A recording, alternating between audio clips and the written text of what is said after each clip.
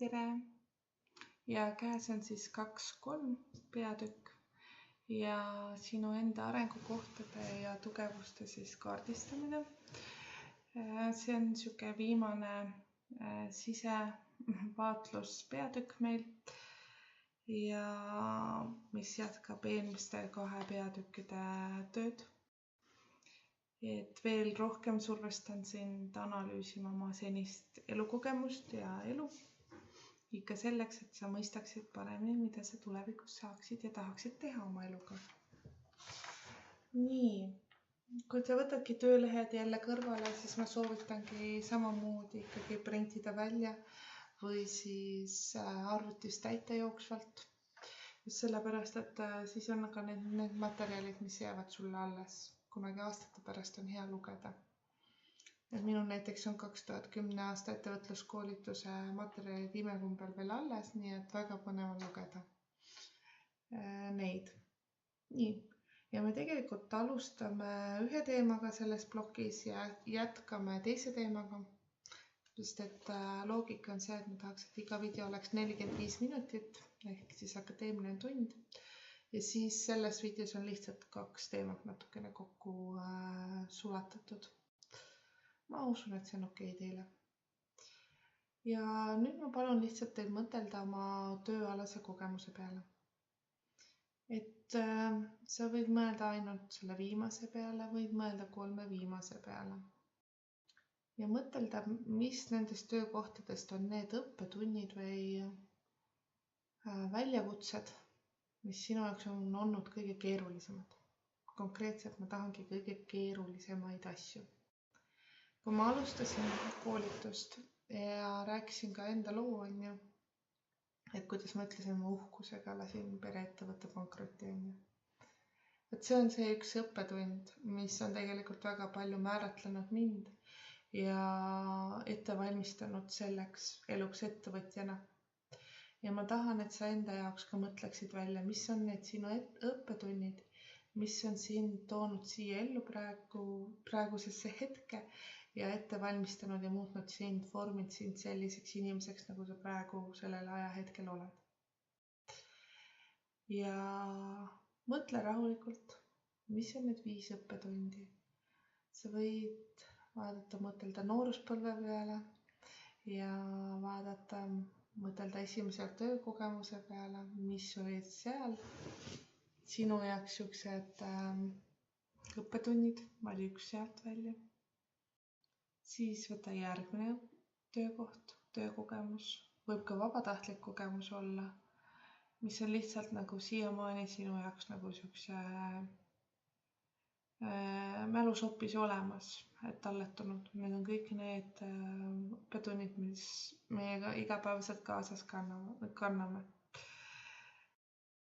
Ja mõtle seda õppetundi või seda väljakutset või takistust või raskust, mida sa läbi tegid.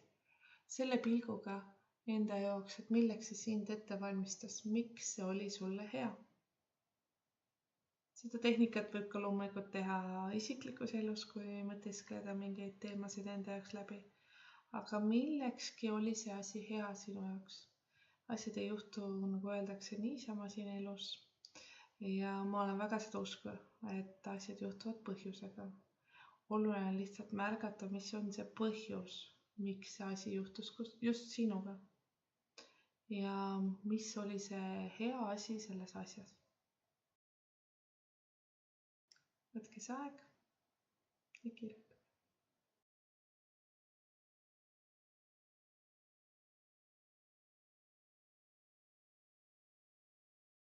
Siin ei ole valesid vastuseid ega õigeid. Kõik ongi õige.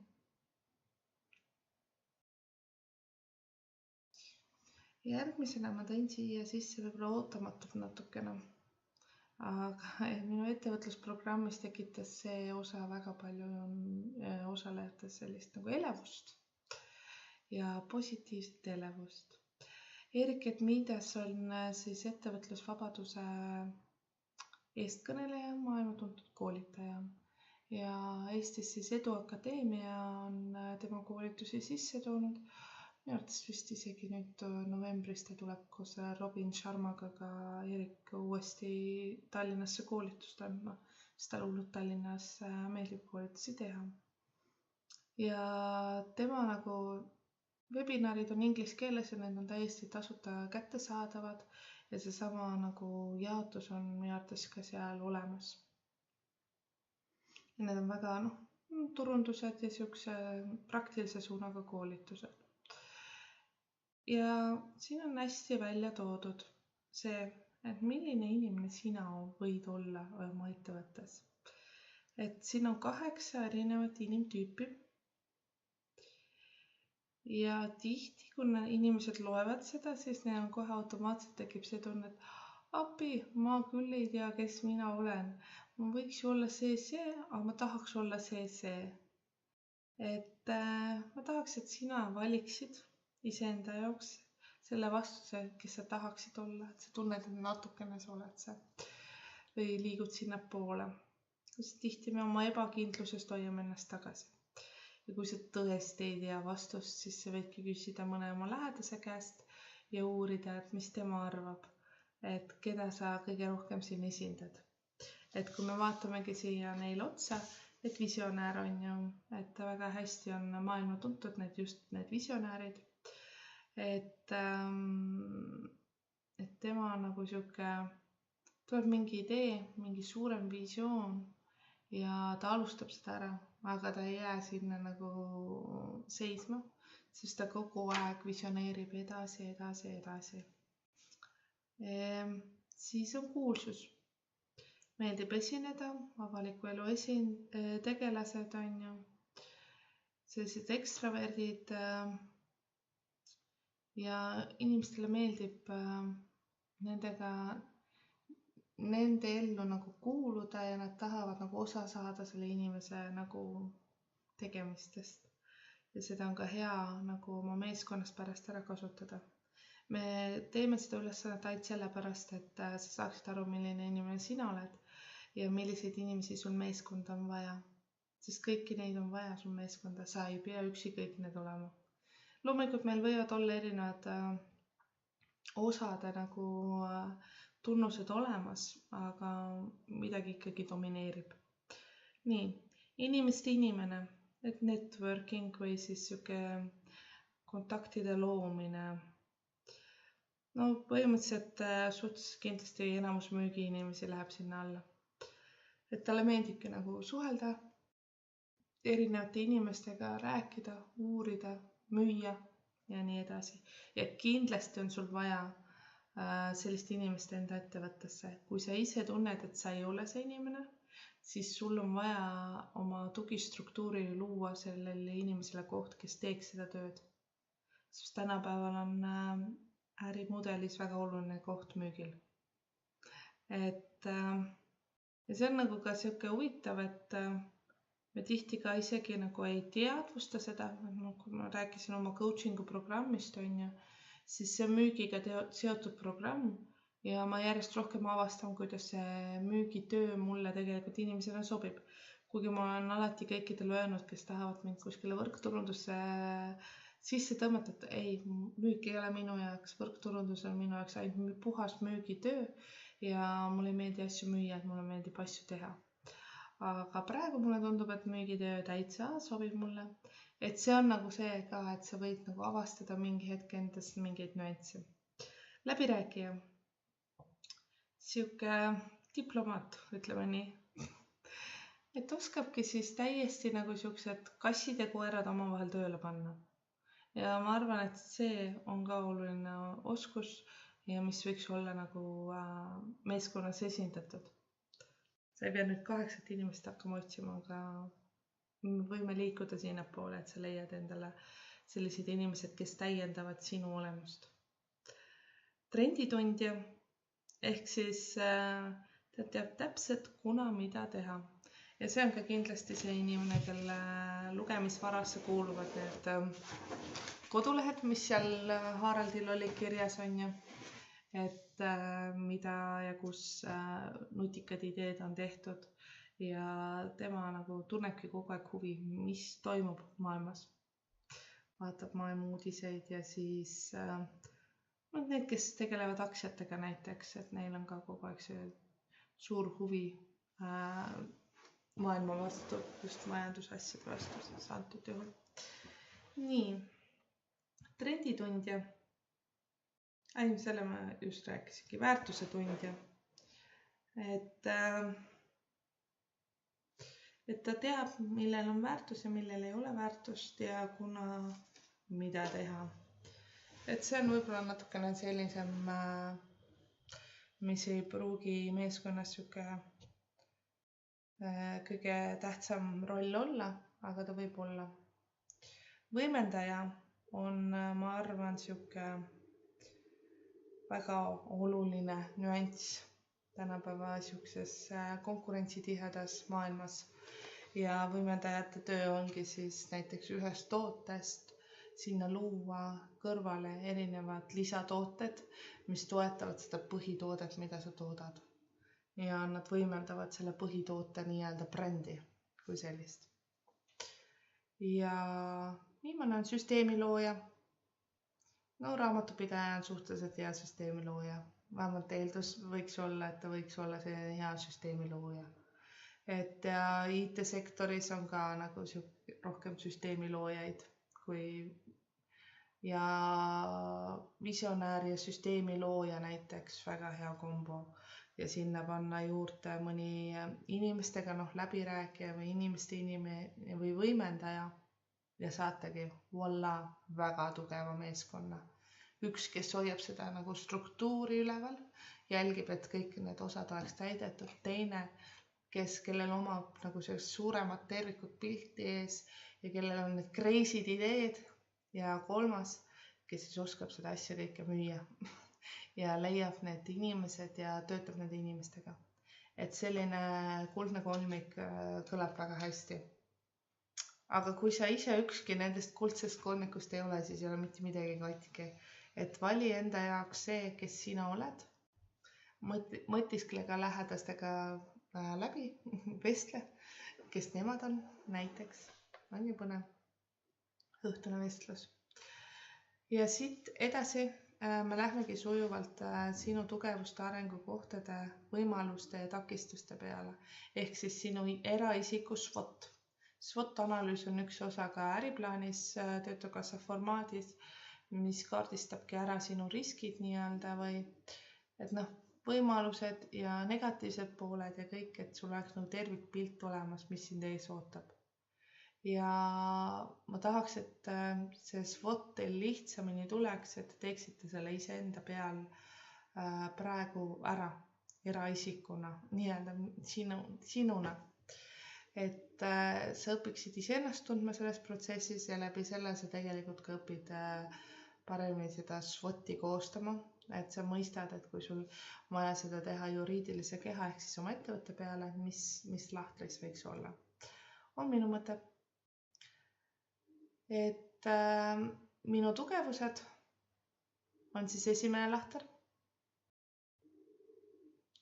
Järjest tulistaga, mis on sinu sisemised tugevused, mis on sinu konkurentsieelis, mille poolest sa eristud isiksusena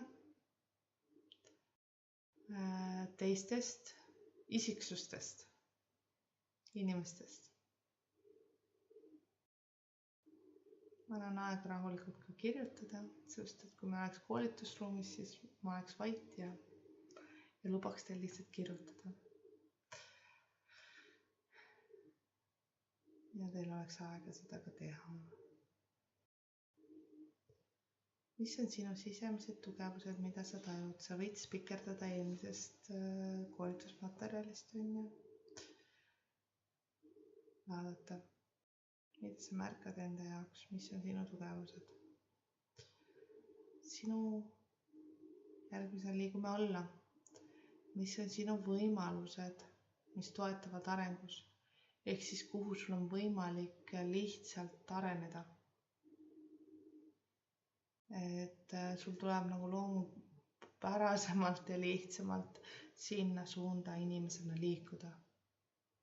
Ja siis sa võid ka mõelda nagu oma peas näiteks enda kui inimese 5 aasta plaani, et mis need võimalused on, kuhu sa tahad ja kuhu sa oled ka suuteline tegelikult liikuma. Et see on siuke nagu iseenda elu visioneerimine seal samas.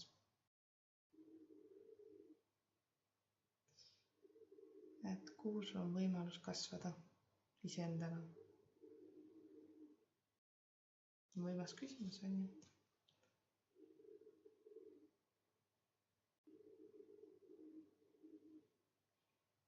Minu arengukohad. Siin on nagu vahe sees arengukohad või siis võimalused. See on ka suhtumise küsimus on ju. Et ja need suhteliselt ka täiendavad minu jaoks üksteist. Kuna ma olen positiivne inimene, siis ma muudangi kõik oma arengukohad ka võimalusteks, kuhu ma tahaks liikuda. Aga mõtlesin mitte nagu selliselt, et kuhu sa ei tahaks liikuda, sa ei pea olema keegi teine, kui sa praegu oled. Ehk siis need arengukohad, kuhu sa sooviksid ka nagu liikuda. Et tihti siin pannaksegi see, et mul võiks parem ülevaade olla, kuidas teha finantsilisi otsuseid. Inimeste jaoks see on nagu see valdkond, kuhu nad tahavad tavaliselt ka areneda.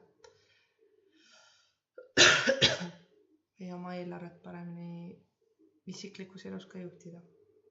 Rahasid.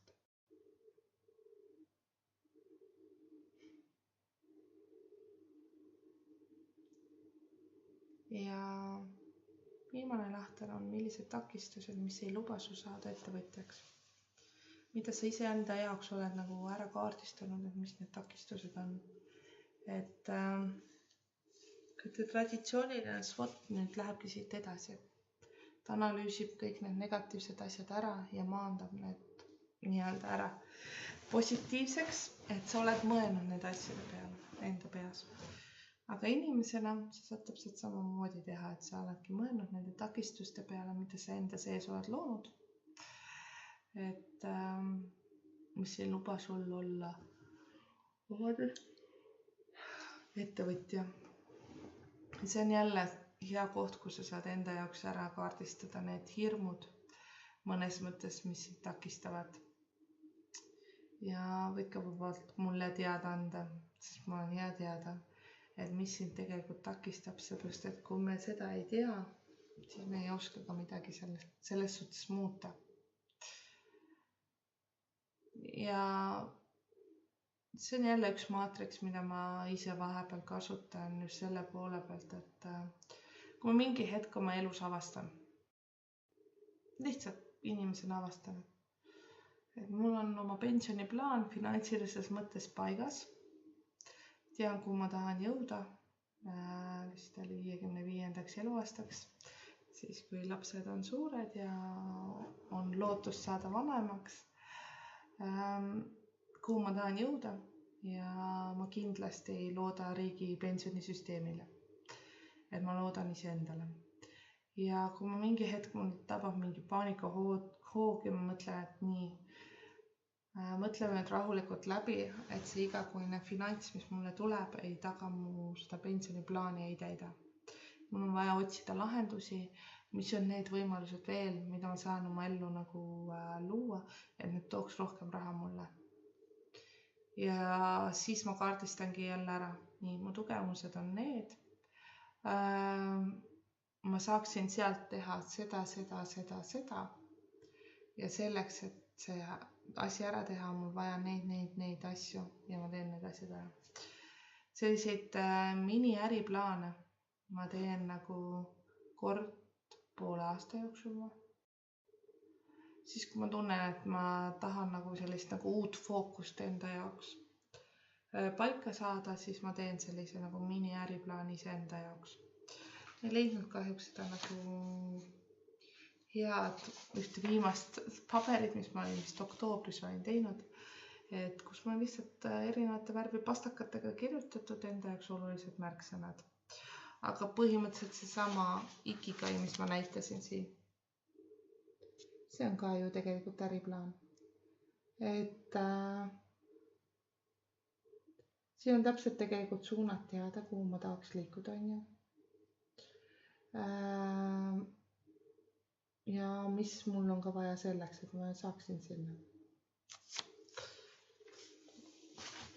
Et ja mis rolli ma tegelikult, mis mu sihtrühmad, siin on ilusti näha, on ju, et roosad on minu sihtrühmad, ettevõtjad, eraisikud, kirjastajad, koolitajad ja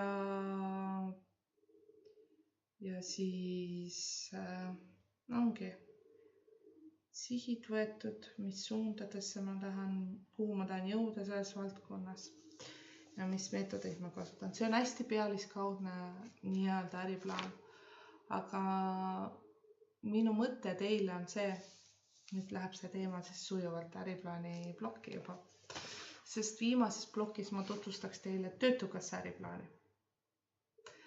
Aga tegelikult äriplaanid võivad kuuluda meie igapäevaellu ka pärast seda, kui me esitame selle Töötukassale. Ja ma räägin, et iga poole aasta tagant mina teen sellise äriplaani. Et kuna ma olen suhteliselt loov inimene, siis mulle sobibki selline nagu värviliste pastakatega A4-l siis nagu kirjutatud valmis kõik asjad. Ja faktorid siis, mis seal on see, et kuna mul on nagu väiksed lapsed, siis järjest rohkem ma pean leidma seda ajalist tasakaalu, et mis on see töötundide arv või mis päevadel ma tahaksin ideaalist tööd teha, mis aegadel on mul üldse võimalik mingit tööasja teha. Et selle ma panen alati äriplaani kirja, ehk siis oma ajalise plaani. Mul on iga kolmapäev on lastega päev, nädalavahetusel ma ikka olen ka üldiselt kodus. Aga nüüd ma siis koolitustega leppisin endale kokku, et kui mu sihtrühm on eraisik, siis ma üle nädalavahetust ikka vahepeal käin ära. Ja siis ajaline ressurss ja mõtisklen enda jaoks ära jälle need tugevused ja need arengukohad. Ja natukene kuklas on ka see ikigai, et kuhu ma tahaks jõuda või mis on minu see osa. Võtan siis selle lahti ja hakkan sealt vaatama suundasid, kuhu mul on võimalik areneda. Et kui me vaatasin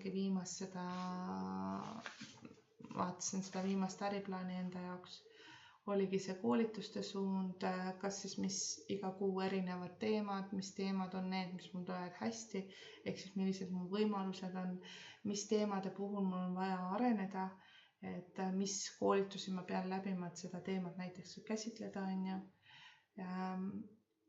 Ja kuna ma seda läbin, kuhu ma tahan aasta peale jõuda, ma suudan kõik need ilusti nagu ühe A4 peale ära kirjutada.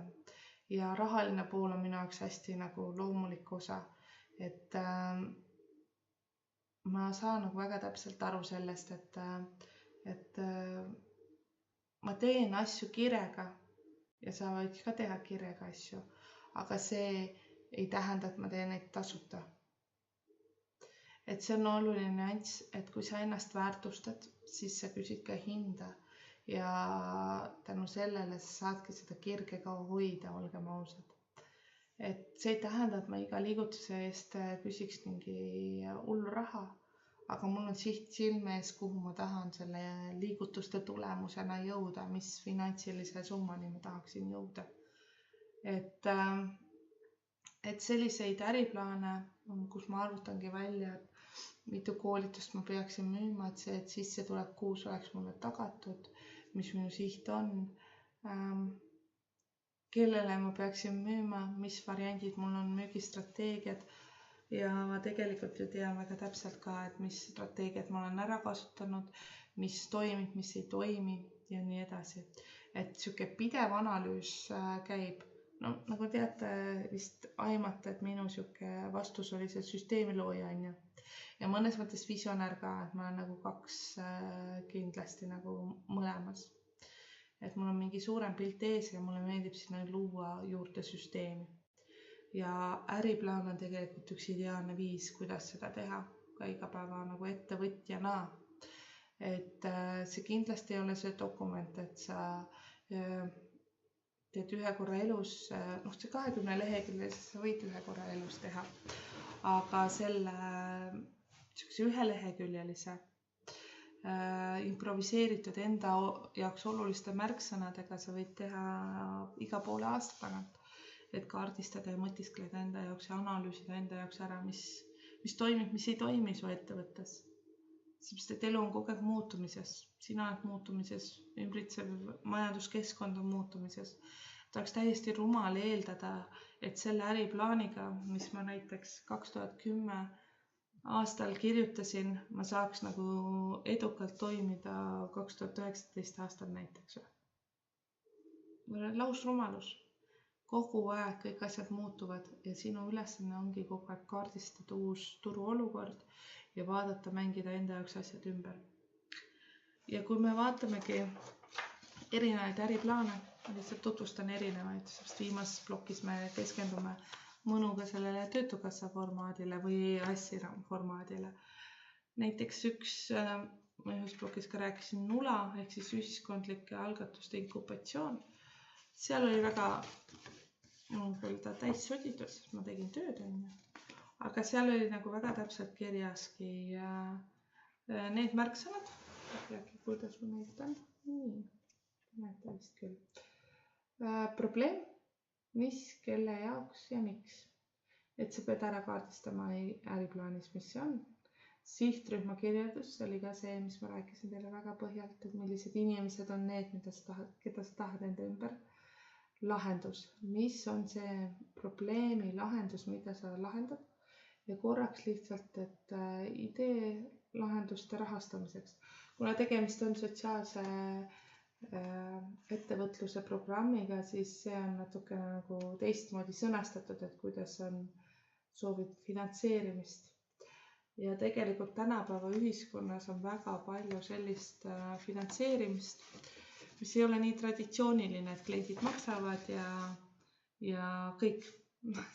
Et ongi siis angel investorite kogukond on ja ingli investorid, siis ongi erinevad tugiprogrammid ja startup on ju puhtalt investorite peale üles ehitatud. Investorid annavad sulle raha, et sa saaksid asju üles arendada ja siis nad pärast hakkavad selle raha pealt siis teenima.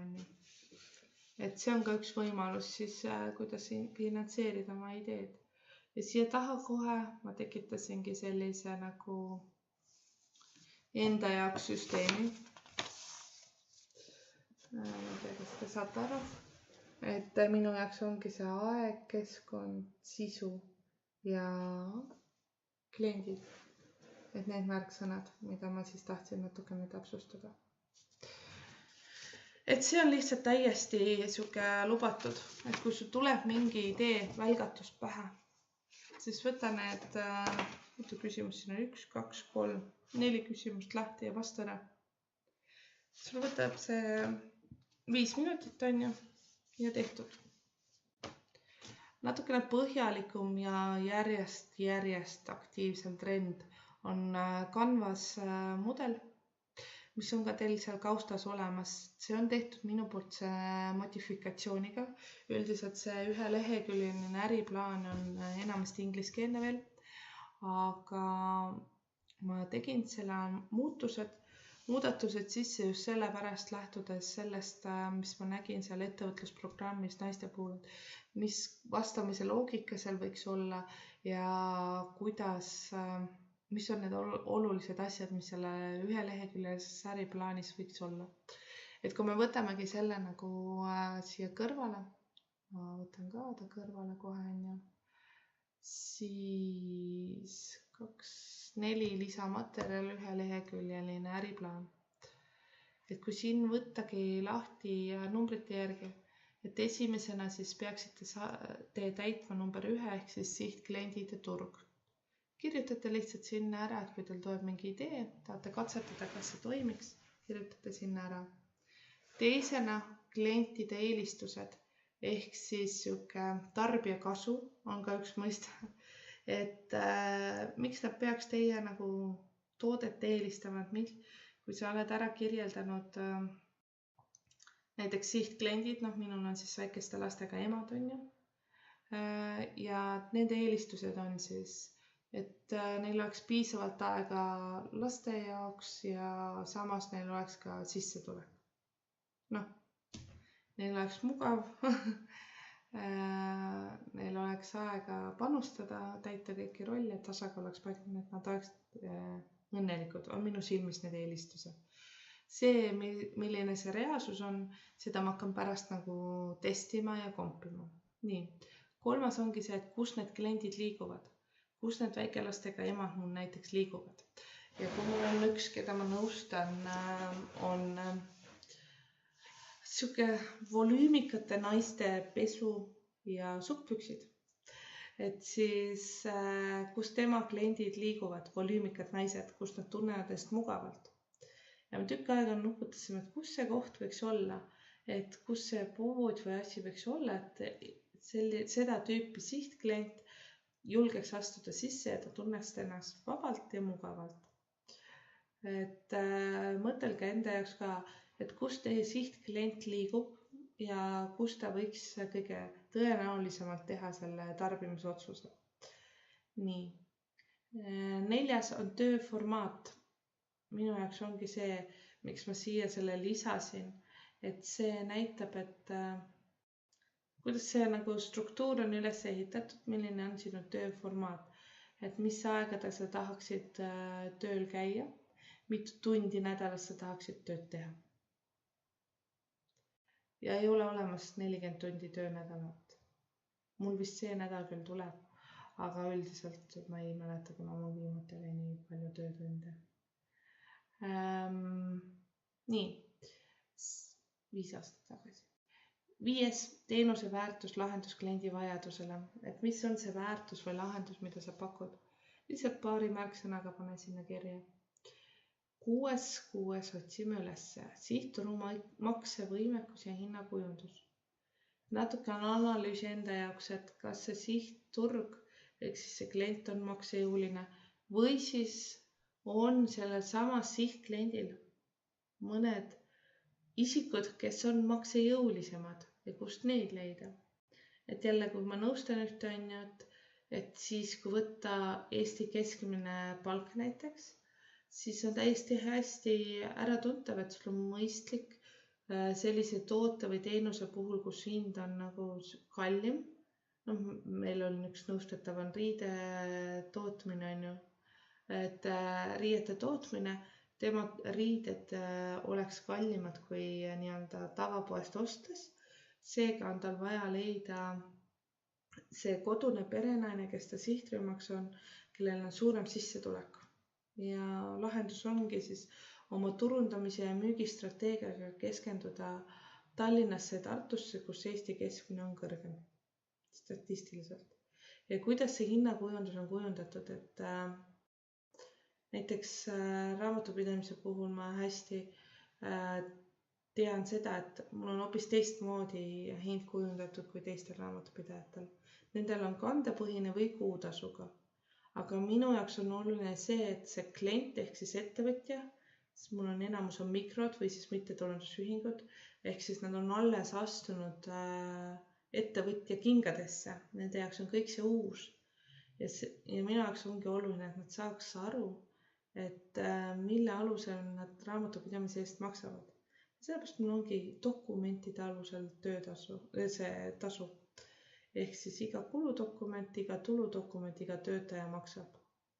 Ja kui nad tahavad teada minu teenuse hinda, siis ma ütlen, et nii, võta ma eelmine kuu lahti, loe kõik oma dokumendid kokku ja korruta see 2 antud juhul. Ja sa saadki minu hinna. Ja oluline nüanss on see, et mul ei lisandu ühtegi lisatasu. Et kui enamasti on strateegiad hinnakujundus üles ehitatud selliselt, et kandetasu või kuutasu, aga siis kui majandusaasta aruanne on vaja esitada, siis küsib veel lisatasu, deklaratsioonid on veel lisatasu. Minu puhul ma ütlen, et iga kuu saate selle dokumendi põhjal arvude põhjal arve ja kõik, rohkem te ei pea muretsema, et mingi arve saate minult. Et tund aega konsultatsiooni on ka tasuta. Ehk siis see, kuidas sa kujundad hinda sellele sihtrühmale sobivaks. Mis on need olulised nüansid, mida sa tema jaoks nagu rahustad maha. Ta tunneb, et ta on mugav seda tarbimisotsust teha. 7. sissetulekut loovad tegevused. Pareto printsiip on majanduses. 20% meie tegevustest annab 80% tulemustest. Ja 80% tegevustest, mida me iga päev teeme, annab 20% tulemustest. See tähendab seda, et me teeme igapäevaselt nii palju muud tühja tähja, mis annab väga vähe mõju. Ja tegelikult me võiksime keskenduda ja otsida üles iga päev selle 20% kindlasti, mis annavad selle suure tulemuse. Mis annab, see loobki kogu aeg meile seda sissetulekut, seda tulemust ja seda eesmärkide täitmist. Nii kui me võtame, kui sa oled mikroettevõte, siis sa tunned, et sul on nagu kõike kogu aeg vaja teha. Tulekahju on igal pool. Et sa mõtled, et mul jääb igast tundidest jääb väheseks, rääkimata sellest muust asjast ja nii edasi on ju. Nii. Aga kui sa enda jaoks äriplaanis või ärimudelis ära määratled, mis tegelikult on need tegevused, mis toovad sulle raha sisse, siis sul on fookus paigas. On ju? Ja vahendid inventarid on siis 8. punkt, mida sul on vaja. Ja 9. on siis koostööpartnerid, delegeerimine, inimesed, keda vaja. Et siin on jälle see, miks ma kasutan koostööpartnerid, ongi selles mõistes, et ma ei leia, et sul oleks vaja hullud töötajaid palgale, et pigem koostööpartnereid. Ja 10. on siis alustamise kulud. Et see on siuke nagu Canvas ühe leheküljelise äriplaani edasiarendus minu moodi. Et lihtsalt nagu võimalus teil natukene teistmoodi ka äriplaani käsitleda. Nii.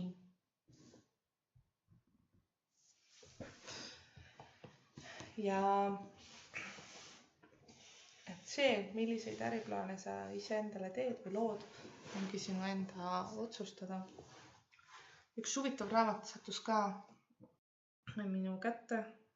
Mul elus juhtuvad asjad, huvitavad asjad siis, kui mul on neid vaja. Et Äripäeval on ka raamatuklubi, mis tähendab seda, et iga kuu tuleb üks raamat, mida sa saad soodushinnaga valida. Et kui sa ei soovi seda, siis tühistad ja kui sa soovid, siis see tuleb sulle nagu postiautomaati.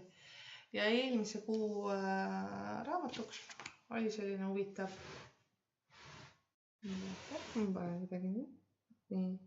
Väärtuspakkumise disain.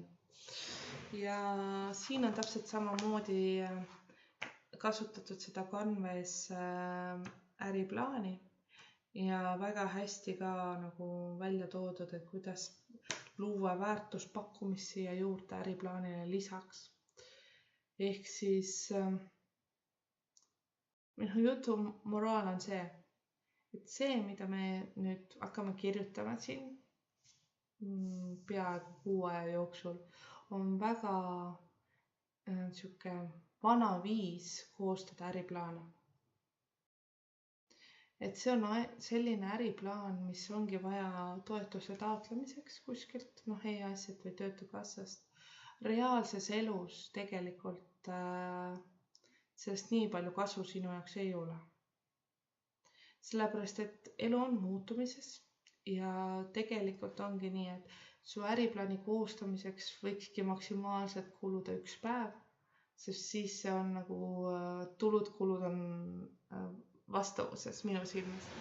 Et kui sul kulub rohkem, siis sa kulutad lihtsalt sinna mõnes mõttes seda aega, mida sa saaksid kulutada efektiivsemalt mujale. Et kui sa teed selle ühe leheküljelise äriplaani, siis sellest on tegelikult siuke piisav ülevaade sul olemas, et aru saamaks, mis sind ees ootab, mis see äriidee endast kujutab, mis sul nagu kuskilt hakkas tööle toimima ja mis on need nüansid, mida sa pead sealt ärimudelist ümber vaatama. Et tihti piisab ainult sihtrühma vahetamisest, et kui sul on riskikohaks seal äriplaanis ongi see, et sa ei leia piisavat kliente, siis otsi endale uued kliendid, kes pakuvad, kellel on seda vaja. Et, ja see ongi see väärtuspakkumise disain, iseenesest ongi see suund, kuhu liigutaksegi, et otsitaksegi välja ühelt poolt, siin on ka 2 suunda. Ma ei tohi väga palju rääkida, sellepärast, et see on nagu autorikaitsega raamat, aga soovitan isegi nagu osta see ja kui on nagu huvi. Et see on väga nagu põnev ja no ma räägin, ta on niimoodi ära visualiseeritud, kus on parem mingi, kõik ongi niimoodi teistmoodi raamat, et siin ei ole mingeid loenguid pikki. Et siin on ka ühelt poolt kaks suunda võetud, ettevõtte kui selle väärtuse loomine ja teiselt poolt siis klientile väärtuse loomine ja nende kokku sobitamine. Ehk siis see on ka see, mida mina olen üritanud teile siin selgeks teha. Ettevõte ehk siis sina, antud juhul olgem ausad, sinu sobitamine kliendiga, et kuidas need nagu toimivad niimoodi ilusti harmoonias, sünkroonis, et saaks luua midagi enamat. Sest meil ei ole mõtet asju punnitada. Me peame looma neid asju nagu lihtsamalt. Ja ma räägin, et minul on päris palju neid ühe A4-lisi pabereid. Minul on enda nagu siuke tabel olemas. Ma seda ühe leheküljelist nii tihti ei kasuta, sellepärast et mul nagu kuidagi see loogika toimib teistmoodi. Ja oleneb ka äriideest või sellest lähtepunktist, kus ma olen, mismoodi see loogika toimib. Et kui mul tuleb see mingi kerge paanikahoog finantside pärast, ettevõtjana sul tuleb neid paanikahooge, et kas mul ikka on piisavalt raha, on ju.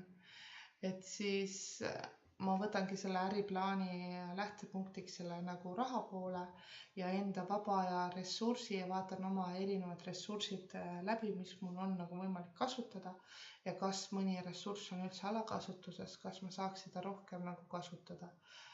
Või siis ongi näiteks see, et kui ma praegugi järjest rohkem mul tuleb ju kliente juurde, tänu sellele ma koolitan endale kliente. Kõik need toredad inimesed, kes tulevad mu koolitusel, nendest saavad ettevõtjad, uskuge või mitte, saavad.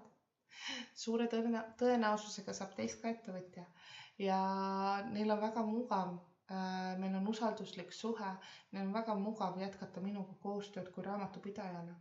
Sest ma tean juba nende tausta, ma tean neid mõnes mõttes inimesena ja kui ma neile inimesena juba sobin, siis neil ongi väga mõnus jätkata minuga koostööd.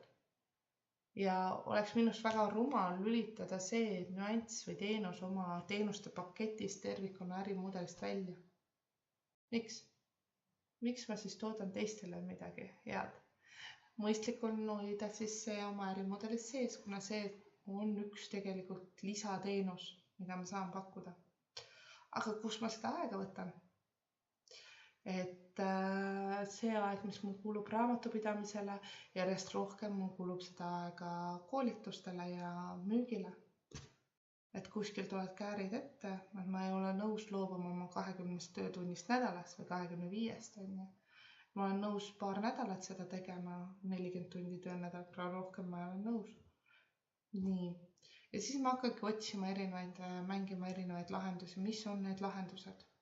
Ja see on ka tegelikult äriplaani nagu siuke arendus, disain ja kogu aeg see peas genereerimine. Et ja mina leidsin lahenduse, ma leidsin endale neiu, kes oli minu juures praktikal. Üks lahendus oli mul varasemalt see, et ma võtsin praktikandid endale Töötukassast, kuna mulle ei meeldinud enam dokumente sisestada, aga mulle meeldis õpetada, siis ma vahetasin selle aja, mis ma sisestasin õpetamise vastu ära.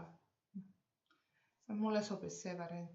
Ja nüüd siis ongi see järgmine samm, et sellest praktikandist siis sai siis minu koostööpartner, kes hoiab siis kõikidel klientidel nagu silma peal, et teeb selle nagu igapäevase sisestustöö ära.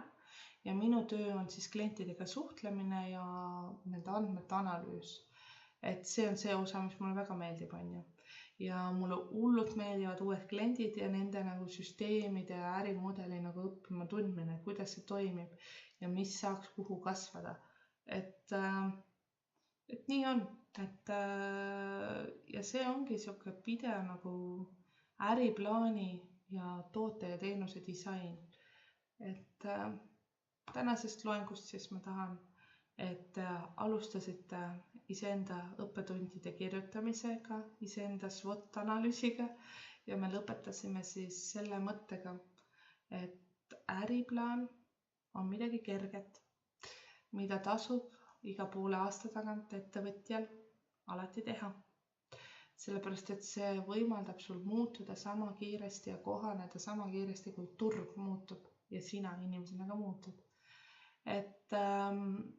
Ja see ei ole nagu liigne kohustus, see on pigem sihuke võimalus asjadel hoida nagu fookust, siht paigas. Ja kirjutage siis programmi faili, kuna vaatasite mind ja mis uut siis õppisite. Ja jätkame siis Töötukassa äriplaaniga nüüd viimases teises teemaplokis. Juhuu!